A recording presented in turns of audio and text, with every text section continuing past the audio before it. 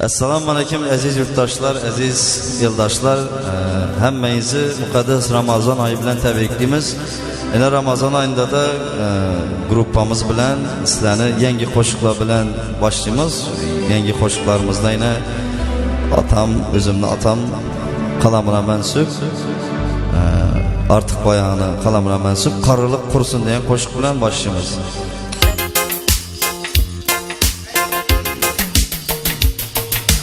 Yaşık dedim künlüğe olma,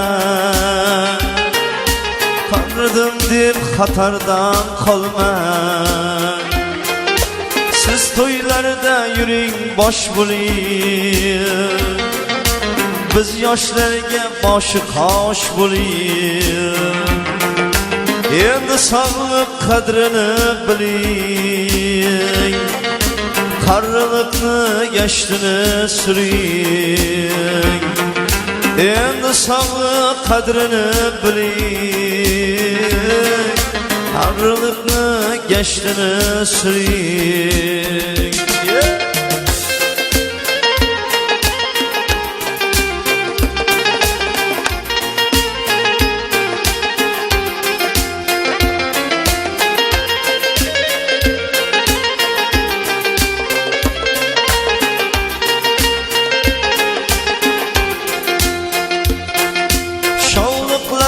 Mindirib jipga, rejalarini tuzib bir ipga, sayohatga cho'llarga boring, baliq ovga ko'llarga boring. Har bir kunni qadrini biling, qarliqni gashtini suring. Her bir günü kadrini biling, Qarliqni gashtini suring.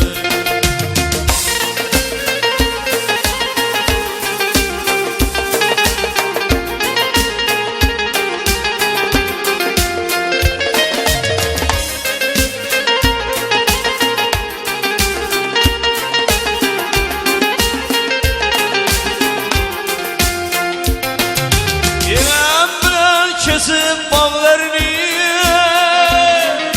çitke sürüp yine dağlarını, İstep yaşlık çağlarını, Yine istep baklı onlarını. Her bir günün kadrini biling, Qarliqni gashtini suring. İslep yaşlık çağlarını,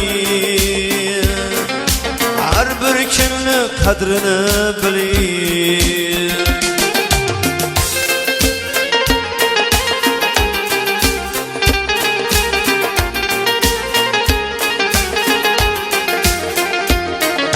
Oğul kızın bolsa devletli, Gapı sözü bütün savlatli,